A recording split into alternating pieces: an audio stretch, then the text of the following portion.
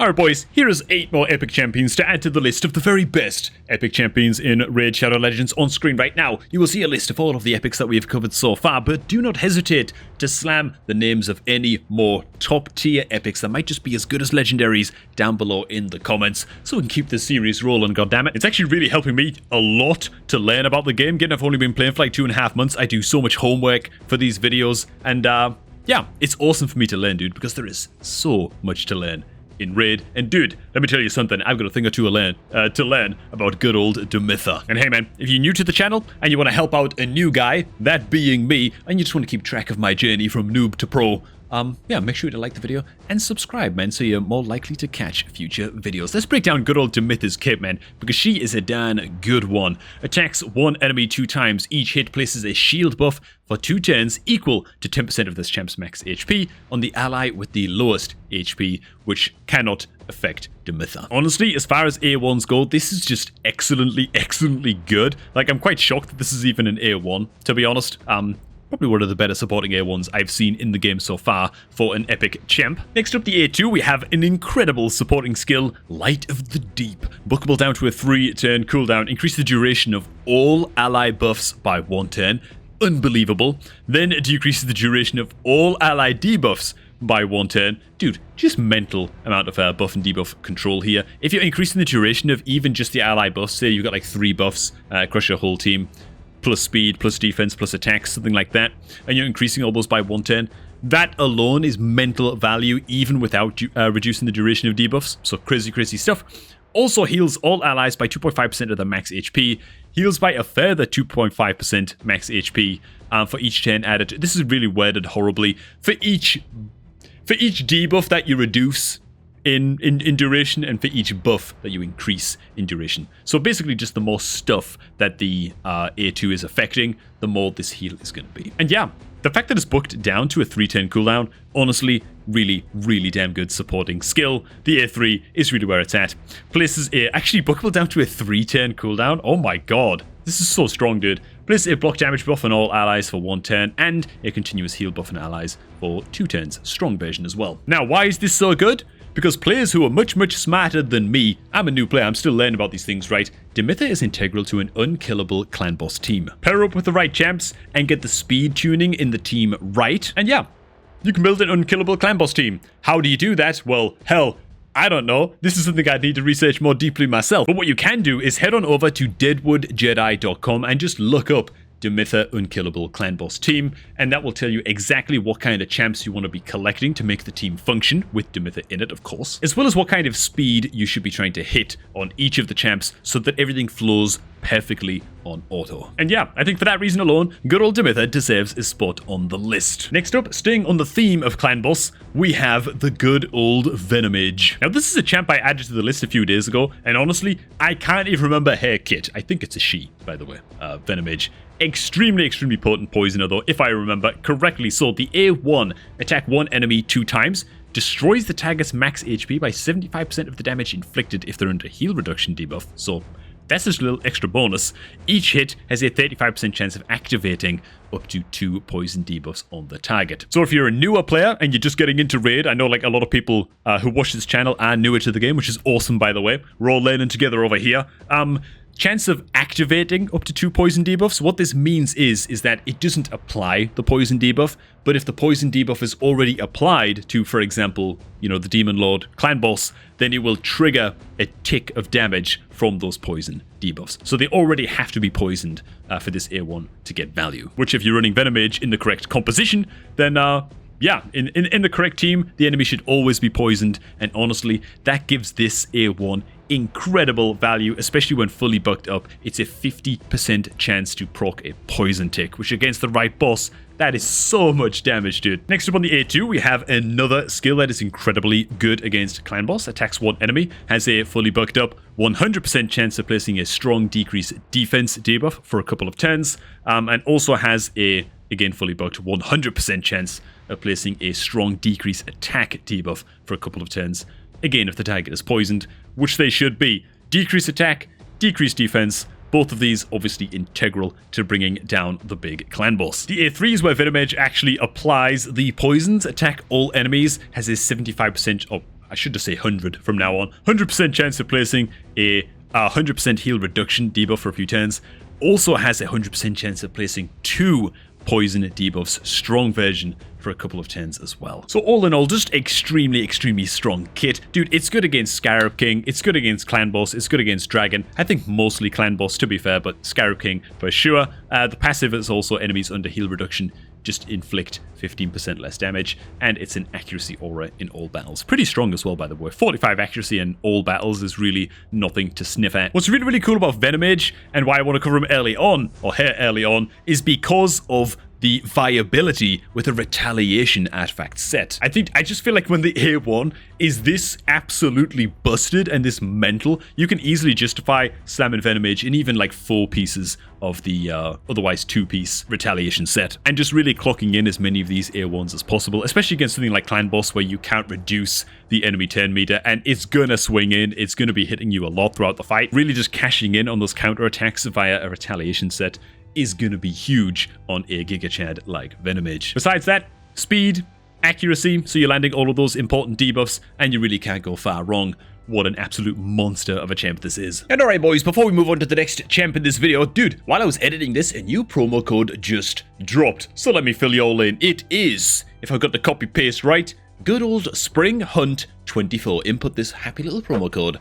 You'll get yourself 10 free experience brews, 100,000 silver, and 100 energy. You know what? I'm going to cash in on it right now because I'm blasting me a little bit of Minotaur. In addition, if you're looking to start a new Raid Shadow Legends account anytime soon, make sure to do so by clicking the link down below at the top of the description box to jumpstart your new account with a free epic champion and a bunch of starting freebies, man. It's time to cover Vegas. And let me tell you something.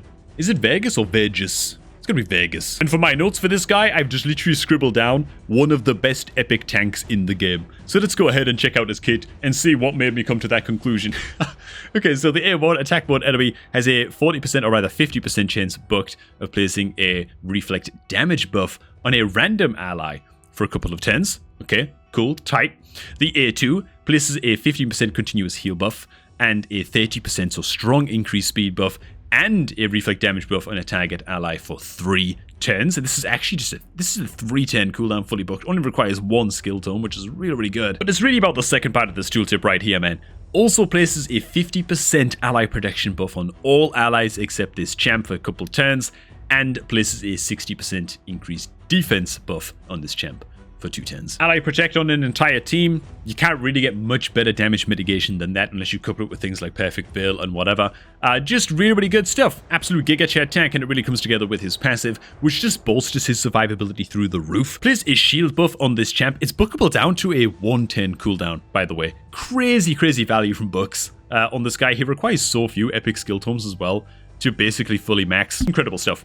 Anyway, place a shield buff on this champ equal to 10% of their max HP for a couple turns whenever this champion loses 10% or more of their max health from a hit. 10% is not a difficult amount of health to lose. This thing will be proccing like crazy, and it's extremely good that it does. In addition, active effect number 2, place a 15% continuous heal buff on this champion for 2 turns every time their HP drops below 50%. So a really, really good kind of failsafe here just built into the passive. When it comes to gear, you can build this guy in what, like a regeneration set, maybe an Immortal 2 set in there as well, just to really bolster his survivability up quite a bit. Another thing you could do is build him with that Immortal set, but also with a Destroy set, and then in his masteries pick up War Master. And with this build, between the constant incoming shields that he's getting every time he is hit, he can solo the crap out of good old Scarab King. Just overall, a good amount of uses from a very, very solid epic champ that you're almost certain to find some use from if you're looking for someone to just bolster the survivability of your team. Next up, man, sticking with the high elves, we gotta talk about good old Skaramis. Dude, this guy's kit, it starts off kinda like what the hell is this all about, you know? The more you read into it and the more you kinda think it through, it becomes nuttier and nuttier. And it all begins with a happy little A1. So, Outpace, the A1 attacks one enemy, has a 90% chance fully bucked of stealing 15% of the target's turn meter, has a 30% chance booked of chance of placing a stun debuff for 1 turn if the target's turn meter is fully depleted by this skill. Well, you might think to yourself, how often is that really going to happen? It's only 15% turn meter steal. Am I really going to be landing the stun that often? Well, let's just read on, shall we? So, the A2, in fact, you know what, man? Let's just get straight to the A3 so that A1 makes sense. So, the A3 has a 100% chance of placing a provoke debuff on all enemies for 1 turn, and places a counter attack and a continuous heal buff on this champ for 2 turns. Now the logic behind this is an enemy swings into Skiramis, right? It's your enemy's turn. They swing in, they hit Skiramis because they've been provoked. He counter attacks in, and because they have no turn meter because they've just attacked him, more often than not, you're gonna land the goddamn stun. It's definitely just a solid little interaction. Also helps Skiramis to gain more turns than he otherwise would, right? Because he's stealing all of this 10 meter. Even if he's not landing the stun, you know, he gets to steal a little bit of 10 meter, which is great for the A2, which otherwise would have a 3-turn cooldown, which might be just a little bit long. But yeah, that extra 10 meter should help to dial his turns down a little bit. So the A2, finally getting to that, is an attack all enemies, decrease the duration of all enemy buffs by 1 turn, and also has a, I guess, fully booked 70% chance of placing a strong decrease attack debuff for a couple of turns. However, dude, reading on, fill this champion's turn meter by 10% for each buff that has its duration decreased. We're thinking Hydra, we're thinking stolen buffs, that kind of thing, right? And so, yeah, even though the cooldown is 3 turns on the A2, and similarly, the cooldown is also 3 turns fully booked on the A3, he has a good amount of mechanics, a good amount of means to really kind of blast through his turn meter, to drastically increase his turn meter, and speed through those turns, which effectively makes these 3-turn cooldowns feel like, I don't know, 2 or 2.5 turn cooldowns. You know what I'm saying? The guy is good in like all normal dungeon content, as far as I can tell. Good into Magma Dragon. Also can Mischief tank as well, because the extra buffs that he's stacking on himself in Hydra. And the way you can gear this guy really just differs a lot, right? You can put him in the standard kind of Immortal, right? Regen, that kind of thing, as just a provoker. Very, very standard. If you've already got a very, very powerful healer support in your team, you might not need all that regeneration. You can slam him in a Relentless set just to get him that extra 10 every now and again, which again just effectively reduces the cooldown of his A2 and his A3. And if you're going to use him to tank Mischief Head in Hydra, then, you know what? Don't neglect resistance either. You can also slam him in some resistance items. Not necessarily resistance sets, but enough so that he can maybe resist some of those buff steals. Next up, we're going to head on into the Dark Elves faction. And where is she? Where's the madam? Oh, there she is. She's actually all the way at the bottom. All right, dude, man. We got to talk about Madam Ceres, dude. Is this like one of the best arena epic champs in the game? It might be. Let's cover the kit real quick, man. The A1 attacks one enemy, has a chance of playing a fear debuff for 1 turn. The chance of applying this fear debuff increases depending on how many debuffs you have applied to the enemy. So, all in all, pretty solid. The A2 and the A3 are the real powerhouse skills here, though. So the A2 is an attack all enemies, has a fully bugged 50% chance of stealing 1 random buff from each target. Just outright stealing, dude. Not like cleansing the buff or whatever, stealing that crap. Also places a block debuffs buff on allies for 2 turns if any buff is stolen, which, if you got a build right, it's probably going to be. And also places a true fear debuff for 1 turn on enemies who have their buffs stolen. Honestly, absolutely mental stuff. The A3, it only gets crazier. The A3 is a remove all buffs from enemies, places a strong decrease attack debuff and a strong decrease defense debuff on all enemies for a couple turns as well. Oh my god. Yeah, dungeons, Doom Tower progression, all that good stuff. Madam Ceres shines bright. However, she shines brightest, I should say, in Arena. When I first read a kit, I was thinking about, okay, what like a go second team, let the enemy team buff up and then steal all of their stuff like that. But honestly, go first seems to be the way to go, just to have that chance of instantly removing enemy stone skin. Just invaluable stuff. The kind of champ you'll be holding on to for a hell of a long time if you pull Madam Ceres. The gear, I guess, is quite straightforward. Perception, right? Speed, accuracy, job done, really. Massive buff and debuff control when it comes to Arena, man. Oh my god. And things only get more versatile with the next champ we're going to be covering, which is good old Magna. Dude, I can't help but smile when I see this guy. He looks so goddamn cool. Are you kidding me, man, with this design? Look at the goddamn weapon! I didn't notice this. It's just a goddamn cube. Oh my god. Okay, I mean, I love it. I think it's great. Yeah, so this guy's like good everywhere, right? He like smashes dungeons. He's an incredibly good HP burner when it comes to like Hydra. Extremely good in hard mode Spider. And if you want to build him as a nuker, he absolutely slaps in Arena as well. Quick kit breakdown. The A1 is an attack 1 enemy with a, 60-odd% chance or something like that. Thereabouts, of placing a strong decrease defense debuff for a couple turns. Also has a 100% chance of placing this debuff if the target is under HP burn. The A2 is an attack all enemies, places an extra hit on enemies without HP burn debuffs. Okay, has a 50% chance, or rather, I guess, oh no, it's not actually bookable up, so it's always 50% chance of placing a stun debuff for 110 on enemies with an HP burn debuff. So you've got a couple of options here, right? This is why this guy is so kind of versatile, right? In Arena, you'd want to put this guy in a team with no HP burn at all, and you're just using him to just slap, right? It's to just nuke the hell out of people, cashing in on that extra hit. Whereas if you're using him in PvE, the likes of Hydra, something like that, right? Then that stun chance on enemies with the HP burn is going to help you get through the waves and make it to the boss. And then I think it's his A3 where he really comes into his own with the HP burn debuff element of his kit. So the A3 attacks one enemy, applies a debuff spread effect, taking 2 random debuffs from the target and placing them on all enemies under HP burn debuffs. Also increases the duration of HP burn debuffs on all enemies by 110. So couple up this guy with any kind of HP burner and he will make that composition really come together in PvE, and that's where you've really got to make up your mind, right? Are you going to use this guy in an HP burn build in PvE for things like Hydra, Hard Spider, whatever? Or are you going to make him an absolute arena Giga Chad? His passive is also pretty tight as well, by the way. Just a bit of extra survivability. This champion heals by 1% of their max health every time anyone in the battle takes damage from an HP burn debuff. This is the kind of champ that I really, really wish I could just look out and get my hands on my own account, because it feels like this kind of champ, dude, oh my god, if you're just getting started, he can just do everything for you, you know? He can really just unlock so much content for your account. If you're going to be using this guy in PvP, then it's all, again, about just that A2. You probably want him in lethal and savage sets, right? To just really maximize that huge punch of damage. Again, in PvP, you don't care anything at all about spreading the debuffs, anything like that, so you can completely ignore things like accuracy and just go all in on damage. Whereas, of course, in PvE, it's a bit the opposite, right? It's all about the accuracy. It's all about spreading the HP burn and lengthening the duration of the HP burns. But what a champ, dude. Oh my god. Good old Magna. He has a name like a Pokemon, but, you know, looking beyond that, what a Chad. Next up, we have what might be the best epic healing support champ in the game, dude, in the form of good old Rector.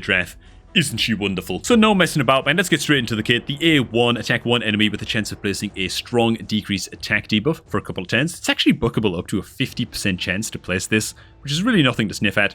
Honestly, pretty good stuff. The A2 is a heal all allies by 20% of this champion's max HP, and after healing, place a perfect veil buff for 2 turns on all allies with full HP, so just huge damage mitigation after the fact coming in, and even places a 15% continuous heal buff for 1 turn instead on allies that finish up with less than 100% health. So that is basically to say, anybody that she doesn't fully heal up will get a continuous heal buff instead of the perfect veil. And all of this on a goddamn 4-turn cooldown. Pretty solid stuff. The A3 is a revive. It's not a bad revive either. Revive a single ally with a solid amount of health and 60% of turn meter filled. Also places the perfect veil buff on them for 3 turns. Remarkably, this is actually a 4-turn cooldown, fully booked, which is just obscene. And now, dude, for the passive. Oh my god. I mean, so this kit so far is pretty tight. I couldn't even believe this passive was real when I read this crap, man. It just seems nonsense. It's just insane.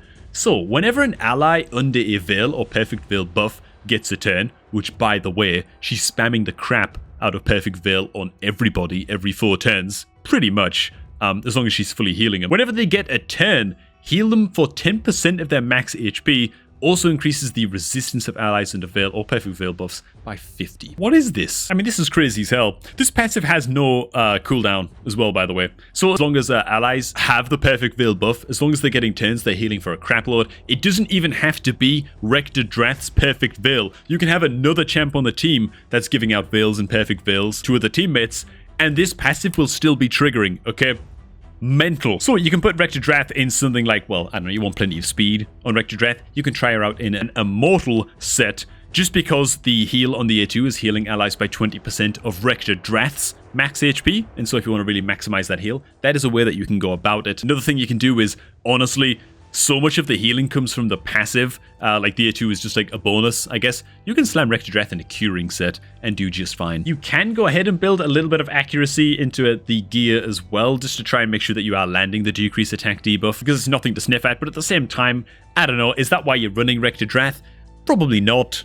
If it were me, I think I'd just ignore the accuracy and focus completely on making Rector just an insane healer. And you know what? I've even seen some people with the bright idea, And I don't mean that ironically, by the way. I think this is actually a really, really good idea of running Rector Drath in a reflex set. Why? Because, okay, like normally you'd only roll with a reflex set on a champ with one skill that you want to spam over and over and over and over and over. And then you'd like disable, for example, the A3 in this case. But we don't really need to, right? Ideally, the revive on the A3 for Rector Drath should almost never be used, okay? It's a panic button, it's like a failsafe or whatever. The reflex set should very rarely actually be hitting the A3 because it should never really be on cooldown. You know what I'm saying? And so the reflex set will be reducing the cooldown of the A2 like 9 times out of 10. You know, it'll be hitting the A2 a hell of a lot and just maximizing the amount of time that you are pumping this A2 out. And so, hey, maybe a reflex set would work out pretty darn good as well. What do you guys think? And finally, we've got a champ that will be awesome to combo up with good old Magna, and that is Mordecai of the Sacred Order faction. So Mordecai is a bit of a funny one. Unlike Magna, he is useful in like 2 places in the entire game, but where he is useful, he's extremely useful. So just like Magna, finds a lot of use in Hydra and Hard Spider's Den in particular, and here's why, man. The A1 attacks one enemy, has a 30% chance of decreasing the target's turn rate by 10%. Okay, pretty tight. 60% chance instead if the target is under HP burn debuff, which, believe me, they're gonna be if we read on the rest of his kit. His A2 is just pretty tight. 75% chance of decreasing, or rather 100% chance of decreasing turn meters of enemies by 15%, and it's a 10 meter fill for allies. Really not bad. The A3, 100% chance of placing HP burn on all enemies for 2 turns. Okay, also places a 50% increased attack buff on all allies for 3 turns, dude. So long duration increase attack, strong addition,